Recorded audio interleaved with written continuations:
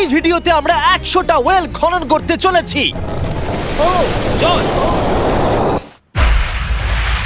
জল ও মাই গড!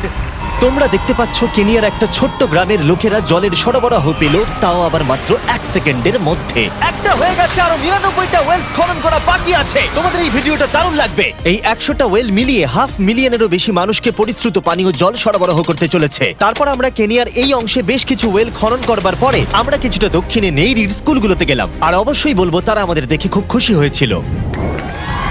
তোমরা সবাই কেমন আছো? আমি এতটা আশাই করিনি। সবাইকে স্বাগত জানানোর জন্য ধন্যবাদ। আমি বুঝতে পারছি না কি করে রিঅ্যাক্ট করব। তোমাদের সকলকে ধন্যবাদ জানাই। আমরা আসার জন্য এই গ্রামে একটা ওয়েলকাম সেরিমনি হয়ে গেল, আর নোলান তার মধ্যে অংশ নিয়ে নিল। তার মধ্যে নোলানকে দেখতে সবথেকে অকওয়ার্ড লাগছে, আর এগুলো দেখতে আমার খুবই ভালো লাগছে। আর যখন আমরা স্কুলগুলো